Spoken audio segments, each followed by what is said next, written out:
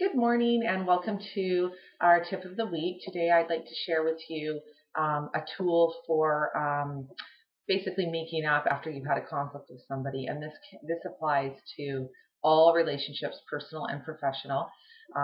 And it also comes from the research and the work of Dr. John Gottman. You hear me talk about him all the time.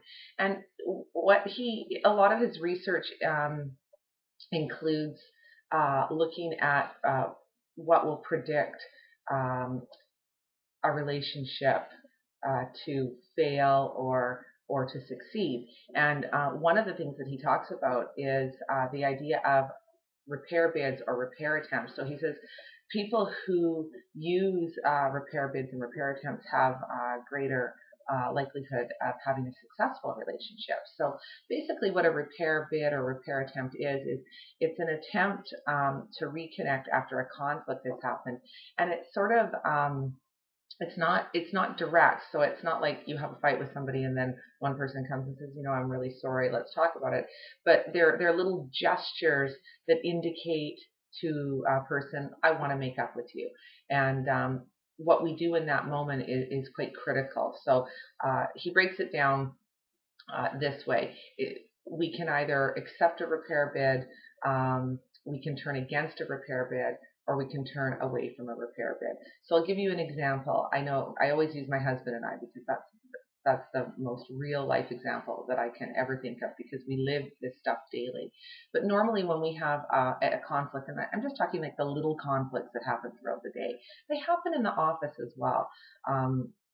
I see people doing repair attempts all the time in a professional setting, but we really have to attune ourselves to notice when they are occurring so that we can respond. So when my husband and I have a conflict, normally it's me that will sort of stonewall him, which means I'll get flooded and I'll go into another room or I'll want to leave. And it's usually my husband who initiates the repair attempt, not me, funnily enough. And what he'll do is he'll come, anywhere from 5 minutes to half an hour later, he'll seek me out and he will ask me a question about dinner or what we want to do with the kids today, just to reconnect. And it's a way of saying, look, I don't want to fight with you anymore. I love you. I care about this relationship and I want to move past this.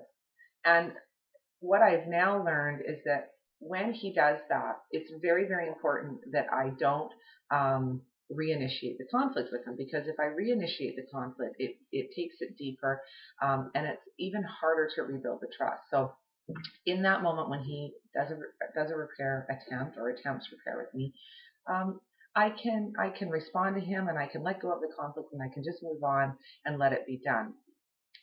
Or I can let him know that I appreciate his attempt and that I'm still needing more time to think about things and I'd be willing to talk to him later.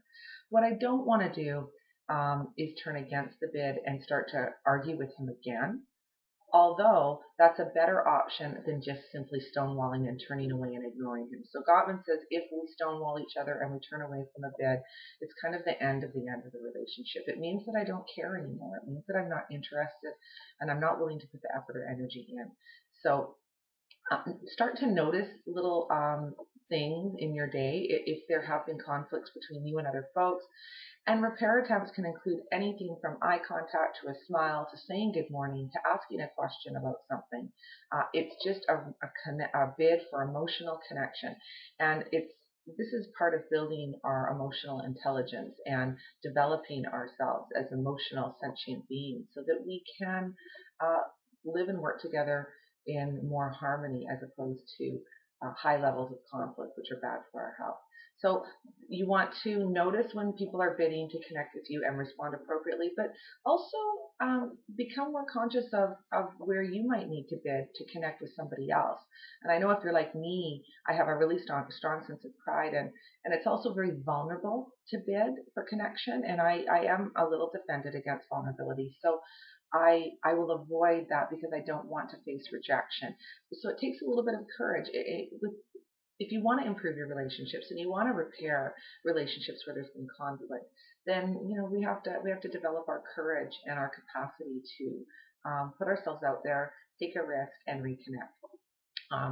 So give it a try this week. Notice where you see these things happening in your relationships, and have a great week.